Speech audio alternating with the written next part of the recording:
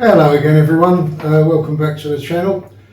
Today I'm doing my best ever team from the 70s for certain clubs. I'm going to start with Arsenal. I'm going to pick my best ever team from that decade, the 70s, and then just for fun I'm going to give you my worst player that I've read. So I've made my notes here as always. Players I've considered: Bob Wilson was the first keeper that I remember at Arsenal. Good, reliable, solid goalkeeper. But then they signed Pat Jennings, probably one of the best 5 keepers of all time.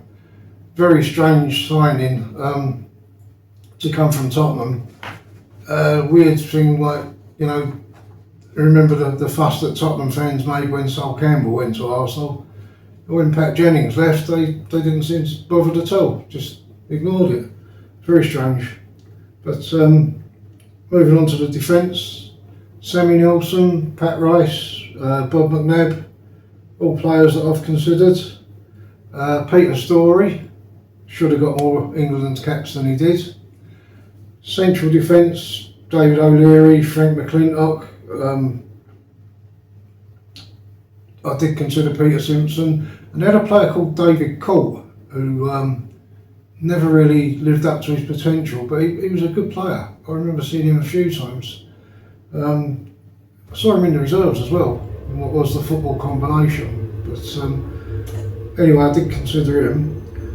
And moving on to the forwards, well, Liam Brady, he would get in any Arsenal team from any era.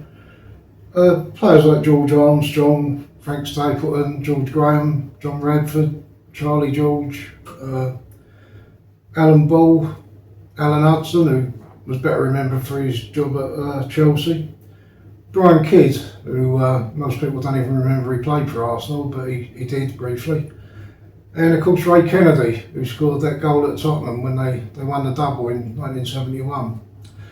But I can only choose 11. So here we go. In goal I'm going for Pat Jennings. I've got Pat Rice, Bob McNabb, I've got Peter Storey, Frank McClintock, David O'Leary, I've got Liam Brady, Alan Ball, Malcolm McDonald, Frank Stapleton and George Graham. The one I've left out, George Armstrong, I really wanted to put him in, but who would I leave out to put him in? I mean, I couldn't leave out Liam Brady. The only other one would be Alan Ball. And although it was rumoured at the time that Alan Ball hated his time at Arsenal, I've heard this from several people. They said that he wished he'd never signed for him, and he certainly didn't do his best football at Arsenal. But when I look at it, he's got to be considered as a better player than George Armstrong was, so he's in the team. Worst player, when it comes to Arsenal, that is a very easy decision. Anyone who remembers him, Jeff Blockley.